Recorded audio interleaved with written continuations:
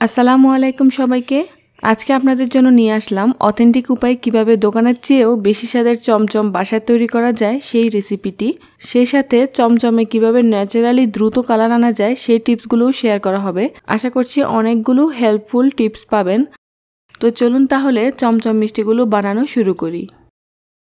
আমি 3 লিটার দুধ নিয়েছি। দুধটাকে নেড়ে চেড়ে বলক তুলে নিব। দুধে বলক চলে আসতে আসতে আমরা ভিনেগারটা রেডি করি। নিয়ে নিচ্ছি 1/4 কাপ এবং আরও 2 টেবিল চামচ ভিনেগার। সেই সাথে দিয়ে দিচ্ছি 2 টেবিল চামচ পানি।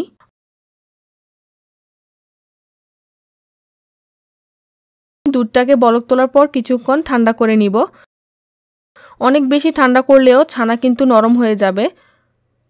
3-4 মিনিট পর আমি ভিনেগার পানিটা প্রথমে অর্ধেক দিব, তারপর এটাকে দুধের সাথে আলতো করে মিশিয়ে নিব। তারপর বাকিটাও দিয়ে দিব। কয়েক সেকেন্ডের মধ্যেই দেখবেন ছানাটা আলাদা হয়ে যাবে। সঙ্গে সঙ্গে দেরি না করে ছেঁকে ফেলতে হবে। যত দেরি করবেন ছানাটা ততটাই শক্ত হতে থাকবে। তারপর দ্রুত ঠান্ডা পানি দিয়ে ছানাটাকে ধুয়ে ফেলতে হবে। ছানাটাকে আমি ততক্ষণ পর্যন্ত ধুবো যতক্ষণ না এটা পুরোপুরি ঠান্ডা হয়ে যায়। এরপর চারপাশের কাপড়টাকে ধরে ছানাটাকে চেপে চেপে বাড়তি পানিটা নিংড়ে নিব। এই পর্যায়ে আপনারা ছানাটাকে ঝুলিয়ে রাখতে পারেন 2 ঘন্টার মতো, বা ভারী কিছু দিয়ে চাপা দিয়েও রাখতে পারেন 1 ঘন্টার মতো। কিন্তু ছানাটাকে ঝুলিয়ে রাখলে অনেক সময় বাইরের দিকটা ড্রাই হয়ে যায়, তাই বেস্ট হয় এটাকে তাওয়াল পেঁচিয়ে রাখলে। এতে করে ছানাটা বাইরে ড্রাই আউট হবে না এবং খুব সহজেই তাওয়ালটা বাড়তি পানিটুকু টেনে ফেলবে। প্রায় 3 ঘন্টা পর ফিরে আসলাম। এখন ছানাটাকে প্রথমে মেপে নিব, তাহলে সেই অনুযায়ী বাকি উপকরণগুলো নিতে পারবো। এখানে আমার 2.5 কাপ ছানা হয়েছে। এখন আমি 2.5 কাপ ছানার মাপেই বাকি উপকরণগুলো নিয়ে নিব। একটা চালনিতে নিয়ে নিচ্ছি 1 টেবিল চামচ এবং আরও 2 চা চামচ ময়দা। প্রতিটি শুকনো উপকরণ আমি চেলে নিব, এতে করে মিক্সিংটা ভালো হবে। আরেকটা কথা, আপনারা অবশ্যই মেজারমেন্টগুলো হুবহু ফলো করবেন। তারপর দিয়ে দিচ্ছি 1 টেবিল চামচ এবং আরও 2 চা চামচ সুজি। সুজিটা মিহি এবং কাঁচা অবস্থায় আছে। এখন দিয়ে দিচ্ছি 1 টেবিল চামচ গুঁড়ো দুধ এবং 1/4 চা চামচ বেকিং পাউডার। আরও দিয়ে দিলাম 1 চিমটি এলাচ গুঁড়ো। এলাচ শিরার সাথে না দিয়ে এভাবে গুঁড়ো করে ছানার সাথে দিলে ফ্লেভারটা একেবারে দোকানের মতো আসে। দিয়ে দিচ্ছি 2.5 টেবিল চামচ চিনি। এখন এই শুকনো উপকরণগুলো একসাথে মিশিয়ে নিব। মিশানো হয়ে গেলে দিয়ে দিব 2.5 চা চামচ তেল। তেলটাকে শুকনো উপকরণগুলোর সাথে ভালো করে ডলে ডলে মিশিয়ে নিব। হয়ে গেছে, এক পাশে রেখে দিব। এখন ছানাটাকে প্রথমে একটু মেখে নিব। তারপর এটাকে কাউন্টার টপে নিয়ে নিব। ছানাটাকে একটা ছড়ানো জায়গায় নিয়ে ম্যাশ করবেন, তাহলে খুব ইজিলি এবং তাড়াতাড়ি মথা হয়ে যাবে। আর ছানাটাকে হাতের তালু দিয়ে এভাবে জোরে জোরে ম্যাশ করবেন না, পুরো হাতের তালু দিয়ে এভাবে একসাথে ছানাটাকে ডলবেন। এতে করে ছানা থেকে ফ্যাট বের হয়ে যাবে না। ছানা যদি পারফেক্টলি সফট হয় তাহলে এই ম্যাশ করার সময় আপনাকে খুব একটা কষ্ট করতে হবে না। আর যদি ছানাটা অনেক রাবারি এবং শক্ত হয় তখন ছানাটা ম্যাশ করার সময় আপনাকে অনেক কষ্ট করতে হবে এবং জোর প্রয়োগ করতে হবে। ফলে আপনার ছানা থেকে তেল বের হয়ে যাবে। আর ছানা থেকে তেল বের হয়ে গেলে মিষ্টি ভালো হবে না। ছানাটাকে 3-4 মিনিট ম্যাশ করার পর যখন এরকম ক্রিমের মতো হয়ে আসবে তখন একটা বল বানিয়ে দেখবেন। যদি এরকম মসৃণ বল হয় তাহলে বুঝবেন ছানাটা মতা হয়ে গেছে। তা না হলে আরও কিছুক্ষণ মথে নিতে হবে। এই পর্যায়ে আমি শুকনো উপকরণগুলো দিয়ে দিব। শুকনো উপকরণগুলো প্রথমে ছানার সাথে মেখে নিব। তারপর এটাকে এভাবে ডলে মিশিয়ে নিব। এই পর্যায়ে খুবই আলতো করে শুকনো উপকরণগুলো মিশিয়ে নিতে হবে। প্রায় 2 মিনিটের মতো মিক্সিং করে এটাকে আমি রেস্টে রেখে দিব, তাহলে আমাদের চিনিটা গলে যাবে। অবশ্যই আমাদেরকে চিনিটাকে সম্পূর্ণ গলিয়ে তারপর মিষ্টি বানাতে হবে, তা না হলে মিষ্টিগুলোর ভিতরে অনেক ফাঁকা অংশ ক্রিয়েট হবে। শিরার জন্য একটা 28 সেন্টিমিটারের পাত্র নিয়েছি। দিয়ে দিচ্ছি 5 কাপ চিনি। সেই সাথে দিব 4 কাপ পানি। চিনিটাকে নেড়ে দিয়ে অপেক্ষা করব বলক আসা পর্যন্ত। এখন ঢাকনা দিয়ে চুলার আঁচ একেবারে লোতে রেখে চলে যাব মিষ্টি বানাতে। দেখি আমাদের ছানার মধ্যে চিনিটা গলেছে কিনা। আমার হাতে আর চিনি লাগছে না, তার মানে চিনিটা মিশে গিয়েছে। এখন আমি ছানাটাকে মিষ্টি যে সাইজে বানাবো সেই হিসেবে অনেকগুলো ভাগ করে নিব। তারপরে এগুলোকে হাতের তালুতে নিয়ে একটু চেপে চেপে মসৃণ করে চমচমের শেপ দিয়ে নিব। চমচমের শেপ কেমন হয় সেটা আমরা সবাই জানি, কিছুটা ওভাল আকৃতির হবে, অনেক বেশি লম্বা হবে না। তো এভাবে আমি সবগুলো মিষ্টি বানিয়ে নিয়েছি। আজকে 3 লিটার দুধে প্রায় 25টার মতো বানিয়েছি। এখন এগুলোকে একটা একটা করে ফুটন্ত শিরার মধ্যে ছেড়ে দিব। সবগুলো দেওয়া হয়ে গেলে ঢাকনাটা লাগিয়ে দিব। চুলার আঁচ এই পর্যায়ে একদম হাইতে থাকবে। বরাবরের মতো আজকেও আমি আপনাদেরকে যতটা সম্ভব টাইমিংটা দেখিয়ে দিব।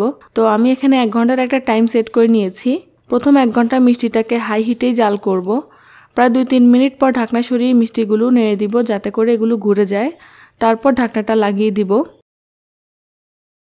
আবার 2 মিনিট পর ঢাকনা সরিয়ে মিষ্টিগুলোকে নেড়ে দিচ্ছি যাতে করে এগুলোর স্থান পরিবর্তন হয় এবং শেপটাও ঠিক থাকে। মিষ্টি পরিপূর্ণভাবে ফুলতে কমপক্ষে 10 মিনিট সময় দিতে হবে, আর এই 10 মিনিটে প্রতি 2 মিনিট পর পর এভাবে ঢাকনা সরিয়ে নেড়ে দিব। আপনারা 10 মিনিটের আগে কোনোভাবেই পানি অ্যাড করবেন না। 10 মিনিট প্রায় শেষ। আমার শিরাটা কিন্তু অনেকটাই ঘন হয়ে গেছে, প্রায় 1 তারের কাছাকাছি। এখন আমি এখানে ফুটন্ত গরম পানি অ্যাড করে দিব 4 চামচ, অর্থাৎ 2 কাপের মতো। অবশ্যই টকবগে ফুটন্ত গরম পানি এখানে দিতে হবে। ঠান্ডা বা কুসুম গরম পানি দিলে মিষ্টিটা চুপসে যাবে বা শক্ত হয়ে যাবে। পানি দেওয়ার পর নেড়ে মিশিয়ে দিব। তারপর আবারও ঢাকনাটা লাগিয়ে দিব। প্রায় 3 মিনিট পর ঢাকনা সরিয়ে এখানে আমি 1 কাপ গরম পানি দিয়ে দিচ্ছি। দিয়ে নেড়ে মিশিয়ে দিয়ে ঢাকনাটা লাগিয়ে দিব। এভাবে আমি 3-4 মিনিট গ্যাপে 15 মিনিট পর্যন্ত মিষ্টিগুলোকে পানি খাওয়াবো যাতে করে মিষ্টিটা সম্পূর্ণভাবে ফুলে যায়। টোটাল 25 মিনিট হয়ে গেলেই বুঝতে হবে মিষ্টিটা হয়ে গেছে। এরপরে আমাদের টার্গেট থাকবে কিভাবে মিষ্টিটার মধ্যে কালার আনা যায়। প্রথম 20-25 মিনিট আমরা যেভাবে জাল করেছি 2-3 মিনিট অন্তর অন্তর পানি দিয়ে, এভাবে জাল করতে থাকলে 2-3 ঘন্টায়ও কালার আসবে না, কারণ শিরাটা পাতলা হতে থাকবে। মিষ্টিতে কালার কিভাবে আসে? অবশ্যই চিনি পুড়িয়ে কালার আসে। তাই 25 মিনিট হয়ে যাওয়ার পর আমরা যতক্ষণ না দেখি চিনি শিরাটা একেবারে কমে যায় ততক্ষণ কোনো পানি অ্যাড করব না।